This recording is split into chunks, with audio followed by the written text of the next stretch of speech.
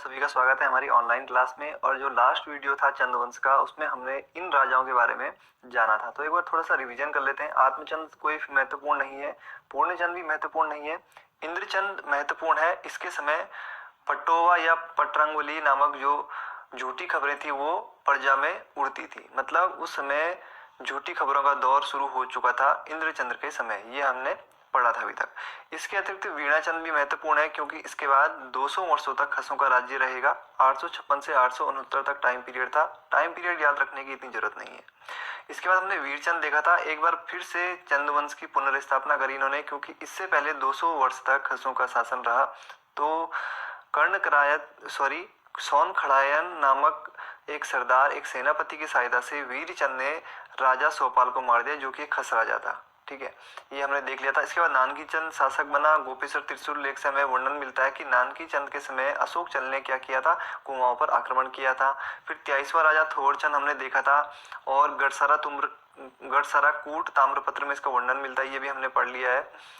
और इसके बाद त्रिलोकचंद पढ़ा था, जिसने छकाता राज्य को कहा अपने राज्य में मिलाया था। छकाता राज्य को जीतकर अपने राज्य में मिलाया और भीमताल में एक किला बनवाया। दो ही महत्वपूर्ण फैक्ट हैं त्रिलोकचंद से। अभय चंद के बारे में हमने 4-5 ये पढ़े थे। शिलालेख हो गए, कुछ लघु स्तंभ लेख थे, ये महत्वपूर्ण है, ये याद कर लीजिएगा आप। इसके बाद हमने ज्ञानचंद पढ़ा था, विष्णु का उपासक, किस फिरोज तुगलक, मोहम्मद बिन तुगलक, जो भी है ये कहानियां मैंने आपको पूरी बता दी थी। ठीक है, आज हम बात करेंगे अब भारती चंद के बारे में। तो भारती चंद महत्वपूर्ण राजा है और ये पढ़ना हमारे लिए काफी महत्वपूर्ण है। तो रुकिए एक मिनट। तो अब हम बात करते हैं भारती चंद के बारे में। भारती चंद से पहले क्या हो रहा था, जितने भी चंद शासक थे वो क्या करते थे, डोटी राज्य को टैक्स देते थे। सभी चंद शासक डोटी राज्य के एक किस्म से क्या थे, सामंत थे, गुलाम भी कह सकते हैं आप। ठीक है, तो वो क्या करते थे, टैक्स देते थे डोटी राज्य को। कौन, चंद वंश के। अभी तक हमने जितने भी राजा पढ़े ना, वो सब क्या करते थे, डोटी राज्य को टैक्स देते थे। और यहाँ डोटी में कौन राज्य करते थे, मल्ल वंशीय राजा रहते थे, जिन्हें रैका कहा जाता था। किस वंश के थे, मल्ल वंश के थे, और इन्हें रैका कहा जाता था। इनकी कई शाखाएं थी, कुछ शाखाएं इनकी उत्तराखंड में, कहाँ, पिथौरागढ़ जनपद में भी मौजूद थी। तो पिथौरागढ़ जनपद में कहाँ थी, देखिए सीरा, डीडी हाट क्षेत्र में। सीरा कहा जाता था डीडी हाट क्षेत्र को। तो डोटी राज्य की एक शाखा कहाँ थी, सीरा में। तो नेपाल के मल्ल वंशीय राजाओं ने सीरा को अपने राज्य में मिलाकर इसे पर्वत डोटी का देश नाम दिया था। कौन सा नाम दिया था, पर्वत डोटी का देश कहते थे सीरा को। और ये डीडी हाट वाला जो क्षेत्र है ना, ये कहलाता था उस समय सीरा वाला क्षेत्र। इसके अतिरिक्त इनकी एक शाखा कहाँ थी, सोर में। सोर अर्थात पिथौरागढ़ में। सीरा के अतिरिक्त सोर में भी इसी वंश की एक शाखा थी, जहां पर बम अथवा बमसाई के नाम से राजा क्या करते थे, शासन किया करते थे। तो यहाँ पर आपको क्लियर हो गया होगा, डोटी राज्य कहाँ है, नेपाल में है। उसकी शाखाएं कहाँ है, एक तो सीरा में है और एक सोर में है। सीरा कहा जाता था डीडीआर क्षेत्र को, और सोर कहा जाता था पिथौरागढ़ वाले क्षेत्र को। तो अभी तक क्या चला आ रहा था कि चंद्रवंश के जितने भी शासक थे वो डोटी राज्य को टैक्स देते थे। लेकिन भारती चंद ने कहा कि अब हम डोटी राज्य को टैक्स नहीं देंगे भैया, हम क्या करेंगे, टैक्स नहीं देंगे और स्वतंत्र रूप से काम करेंगे। हमें किसी का सामंत नहीं रहना है, इसलिए हम डोटी राज्य को टैक्स नहीं देंगे। इसलिए डोटी राज्य के साथ अब क्या होगा, भारती चंद का युद्ध होगा, और युद्ध होगा लगातार 12 साल तक। 1437 में गद्दी पर बैठा है, 1437 से लेके 1449 तक लगातार युद्ध करेगा डोटी राज्य से, और डोटी राज्य को हराएगा भी और स्वतंत्र शासक बनेगा। ठीक है, तो भारती चंद चंद्रवंश का पहला स्वतंत्र शासक बनेगा डोटी राज्य को हराकर। देखते हैं, ये मैप है, देखिए मैंने कुमाऊं का मैप बनाया है ये। ठीक है, कुमाऊं का ये मैप है। देखिए ये सीरा है, ठीक है, ये सीरा है, डीडी आठ वाला क्षेत्र। सोर है, ये पिथौरागढ़ वाला क्षेत्र है। ये नेपाल है यहाँ पर, ये कुमाऊं का मैप है। ठीक है, और ये इधर साइड क्या था, गढ़वाल होगा। तो गढ़वाल को तो छोड़िए अभी, तो ये कुमाऊं का मैप मैंने यहाँ पर बना दिया है। तो देखिए चंपावत तो इनके पास है ही, कुमाऊं के चंद्रवंश के जो शासक हैं। ठीक है, नैनीताल भी इन्होंने क्या कर लिया था, अभी मैंने आपको बताया था कि छकाता राज्य को जीता था। तो नैनीताल भी अब किसके पास है, चंद्रवंश के शासकों के पास है। तो अब अपना ये साम्राज्य बढ़ाने की कोशिश कर रहे हैं। तो भारती चंद काफी प्रतापी शासक होगा, और नेपाल के राजा यक्षमल को क्या करेगा, टैक्स देने से मना कर देगा, या जयमल, कहीं कहीं किताबों में जयमल भी लिखा हुआ है। तो यक्षमल या जयमल को टैक्स देने से मना कर देगा। इस समय सीरा का राजा कौन है, थोड़ा ये देख लेते हैं। बली नारायण संसारमल या कल्याणमल। सीरा का राजा कौन है, बली नारायण संसारमल या कल्याणमल। सोर का राजा कौन है, विजयबम, और नेपाल का जो डोटी राज्य है वहाँ का राजा है यक्षमल या जयमल। तो तीनों चीजें ध्यान रखेंगे। भारती चंद के समय सीरा का राज्य कौन है? बली नारायण संसारमल, सोर का राजा है विजयबम, और नेपाल का डोटी राज्य का यक्षमल या जयमल। तो जैसे ही इनके बीच में युद्ध होगा, ठीक है, ये भारती चंद और डोटी राज्य के बीच में जब युद्ध होगा, डोटी का जो शासक है यक्षमल या जयमल हार जाएगा, तो ऑटोमेटिकली ये भी क्या करेंगे?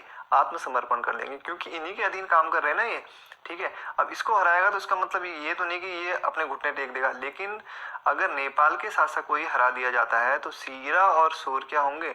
ऑटोमेटिक लगभग अपने हाथ में ऐसे ही आ जाएंगे।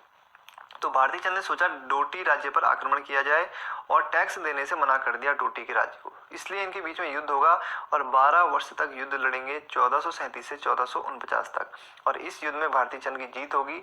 इस प्रकार भारती चंद चंद वंश का पहला स्वतंत्र शासक बन गया। तो डोटी राज्य को हराया किसने? भारती चंद ने। तो ये डोटी राज्य हमेशा दिक्कत करेगा, ठीक है, किसके लिए? चंद्रवंश के लिए। अभी फिर बीच में क्या होगा? डोटी राज्य स्वतंत्र हो जाएगा, फिर आगे क्या होगा? फिर से रुद्रचंद क्या करेगा? अपनी पावर का इस्तेमाल करेगा, डोटी राज्य को हराएगा। तो ये डोटी राज्य हमेशा ही चंद्रवंश के लिए दिक्कत पैदा करेगा। जिस प्रकार से पंवार के लिए कौन दिक्कत पैदा करता था? हमेशा तिब्बत, ठीक है, तिब्बत से दिक्कत होती थी ना, तो वैसे यहाँ पर डोटी राज्य से दिक्कत होगी किसको? चंद्रवंश के शासकों को। अब देखते हैं डोटी विजय में पुत्र रतन चंद का साथ। तो डोटी जब विजय करी थी भारती चंद ने, तो पुत्र रतन चंद ने काफी साथ दिया था। भारती चंद के पुत्र रतन चंद ने कठेर के राजा की सहायता से और एक सेना बनाई और अपने पिता की मदद करी। यहाँ पर एक स्टेटमेंट बद्रीदत्त पांडे जी ने दिया था, लिखा है अपनी पुस्तक में, कि जिस प्रकार अमेरिका से आई नई फौज ने फ्रांस में मित्र राष्ट्रों के सर विजय का मुकुट बांधा, इसी प्रकार रतन चंद की ताजी फौज ने भारती चंद के डेरे में नई जान डाल दी। इस प्रकार देखा जाए तो बद्रीदत्त पांडे ने जो रतन चंद की सेना है इसकी तुलना किससे करी है? अमेरिका की फौज से करी है। अमेरिका की फौज से तुलना करी है बद्रीदत्त पांडे ने। इतिहास पढ़ेंगे तो वहां पे आएगा ये, ठीक है। तो अमेरिका की फौज से यहाँ पर तुलना करी है बद्रीदत्त पांडे ने। आप विश्व का इतिहास पढ़ेंगे तो वहां पर जब अमेरिका ने फ्रांस का साथ दिया था तो उससे तुलना करी है बद्रीदत्त पांडे ने। तो यहाँ पर प्रश्न बन भी सकता है, अगर एग्जामिनर अच्छा प्रश्न बनाना चाहे तो यहाँ से बन सकता है कि भारती चंद के पुत्र रतन चंद की जो फौज थी उसकी तुलना किस देश की सेना से करी है बद्रीदत्त पांडे ने? तो अमेरिका की फौज से। वैसे इतने डिफिकल्ट प्रश्न बनने से रहे मुझे तो नहीं लगता है, ठीक है। अब डोटी राज्य की हार के साथ ही सीरा और सोर राज्य अब क्या होंगे? चंदों के अधीन हो जाएंगे, ठीक है। होगा ही ऑटोमेटिक, क्योंकि मेन जो पावर थी वो कहाँ थी? डोटी राज्य में थी। तो डोटी राज्य में की अब हार हो चुकी है, इसलिए सोर और सीरा अब क्या हो गए? चंदों के अधीन हो गए। और इसी समय एक जाति उभर कर आती है जिसे हम कुमाऊं के इतिहास में नायक जाति के नाम से जानते हैं। 12 वर्षीय युद्ध के दौरान भारती चंद के सिपाहियों ने आसपास के गांव की स्त्रियों के साथ बिना विवाह के संबंध बना लिए, ठीक है, बिना विवाह के संबंध बना लिए। 1437 से युद्ध लड़ रहे हैं यार, 1449 तक घर वालों से दूर हैं, पता नहीं किसी ने शादी कर ली, किसी ने बिना विवाह के संबंध बना लिए। तो यहाँ पर ऐसी घटनाएं देखने को मिली। तो आप जो आसपास के गाँव थे वहां पर जबरदस्ती घुस गए भारती चंद के सैनिक, और जो ये स्त्रियां थी इनको कहा गया कटकाली। जिनसे बिना विवाह के संबंध बनाए गए उनको कहा गया कटकाली, और इनसे उत्पन्न अवैध संतानों को क्या कहा गया? नायक कहा गया, ठीक है। तो बिना विवाह के संबंध बनाए किसने?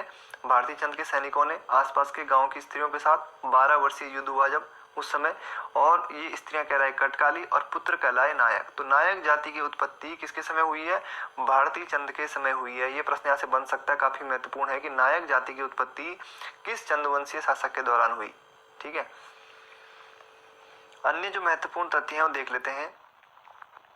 हुड़ेती ताम्रपत्र में, एक हुड़ेती ताम्रपत्र है किसका? भारती चंद का। इसमें भारती चंद द्वारा एक गांव दान दिए जाने का वर्णन है 1451 ईस्वी का, ठीक है। टाइम पीरियड पे ध्यान मत देना, टाइम पीरियड आगे पीछे हो सकते हैं। भारती चंद ने समस्त जातियों की सेना का निर्माण किया था, मतलब उसने अपनी सेना में समस्त जातियों के लोगों को शामिल किया था और युद्ध लड़ते समय पिथौरागढ़ में पड़ाव लगाया। इसका साक्ष्य देव सिंह मैदान के पास बंद पड़ा कटकू नौला है। एक जो पिथौरागढ़ वाले हैं वो जानते होंगे कटकू नौला, नहीं जानते तो जान लीजिए। देव सिंह जो फील्ड मैदान है वहां पर अब एक नौला हुआ करता था कभी, अब तो बंद हो गया है, बंद पड़ गया है। कटकू नौला के नाम से उसे जाना जाता था। तो प्रश्न बन सकता है कि कटकू नौला कहाँ है। सीरा में जब डोटी राज्य को हरा दिया तो सोर और सीरा ऑटोमेटिक क्या हो गया, भारती चंद के कब्जे में आ गए। तो सीरा में भारती चंद ने क्या किया, डुंगरा बसेड़ा को अपना सामंत नियुक्त किया था। किसको, डुंगरा बसेड़ा को। राजा भारती चंद के समय का एक ताम्रपत्र श्री रामकंठ कुलेठा के नाम का है, जिसमें कुछ जमीन उनको भी दी गई है। तो एक ताम्रपत्र इसके नाम का है, रामकंठ कुलेठा के नाम का भी है।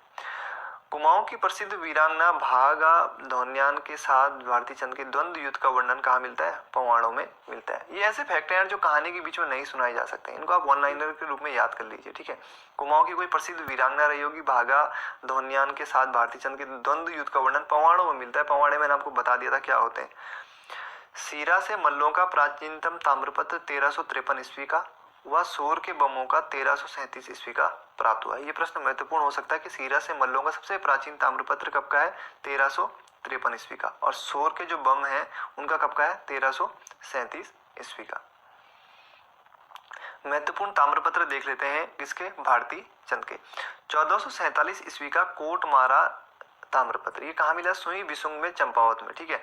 इस ताम्रपत्र द्वारा भारती चंद ने जोग मेहरा को मरणोपरांत रौत में भूमि प्रदान की है। रौत भूमि कौन सी होती है आपको पता ही है, बहादुर के लिए जो भूमि दी जाती है, कोई बहादुरी का काम करता है तो उसको वो भूमि प्रदान की जाती थी, तो उस भूमि को कहा जाता था रौत भूमि।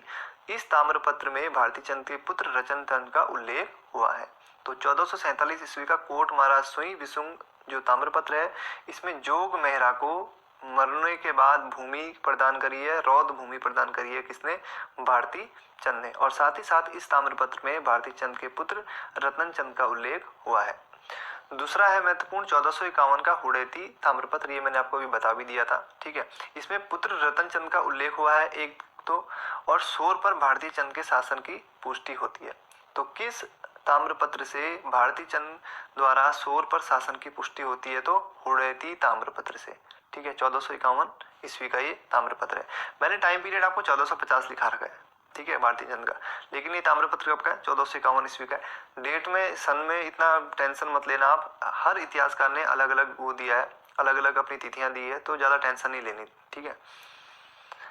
अब देखते हैं भारती चंद के 3 पुत्र हुआ करते थे, रतन चंद्र, सुवान कुंवर और पर्वत चंद। तो 3 पुत्र थे, कौन कौन, रतन चंद, सुवान कुंवर, पर्वत चंद।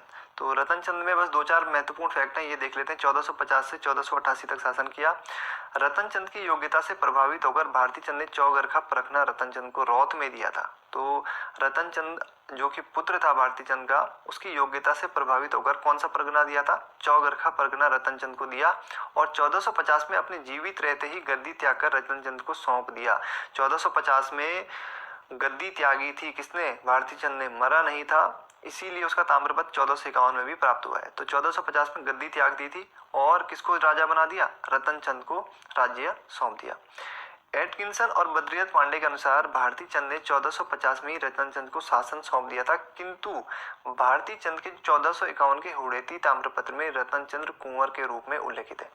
जो आपको मैंने हुड़ैती ताम्रपत्र के बारे में बताया था ना अभी, कि रतन चंद का नाम उसमें मिलता है, तो उसमें नाम कुंवर के रूप में मिलता है, अर्थात राजा के रूप में नहीं मिलता है रतन चंद का।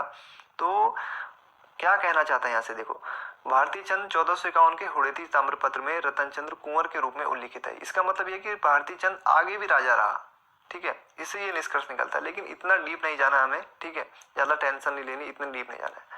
1452 ईस्वी में जागेश्वर मंदिर में पूजा अर्चना की व वहां पर एक धर्मशाला बनाई, किसने, रतन चंद ने। तो रतन चंद ने 1452 ईस्वी में धर्मशाला बनाई थी, कहाँ, जागेश्वर मंदिर में।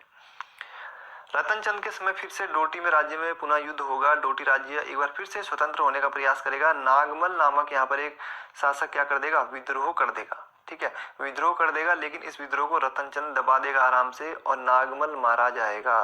तो प्रश्न बन सकता है कि डोटी राज्य में रतन चंद के समय किसने विद्रोह किया था, तो नागमल ने विद्रोह किया था, और इस विद्रोह को रतन चंद ने आसानी से दबा दिया था और नागमल इसमें मारा जाता है। तो इस प्रकार रतन चंद के समय तक डोटी अभी तक स्वतंत्र नहीं हुआ है, ठीक है। अन्य महत्वपूर्ण तथ्य क्या है, ऐसा माना जाता है कि चंदों में पहला भूमि बंदोबस्त रतन चंद ने करवाया था। तो पहला भूमि बंदोबस्त किसने करवाया था, रतन चंद ने करवाया था। डोटी विजय से उत्साहित होकर रतनचंद ने जुमला, बजांग तथा थल के राजा को भी हराया। कहाँ के? जुमला, बजांग तथा थल के राजा को। जुमला का राजा कौन है? जगन्नाथ भट्ट। जा से जुमला, जा से जगन्नाथ। बजांग का राजा खड़कू सिंह मेहर। इतना नहीं आएगा वैसे। थल का राजा पूछ सकते हैं, सूर सिंह मेहर। थल का राजा कौन था? सूर सिंह मेहर। तो इन तीनों राजाओं ने हार मान ली थी किसके सामने? रतनचंद के सामने, और कहा कि अब हम आपको क्या देंगे, प्रति साल में हर साल क्या देंगे? टैक्स देंगे। और टैक्स में क्या क्या देंगे? मृग की नाभि, कस्तूरी, घोड़ा और बाज। तो इन राजाओं ने आत्मसमर्पण कर दिया था रतनचंद के सामने। तो आज की वीडियो में फिलहाल इतना ही। मिलते हैं अगले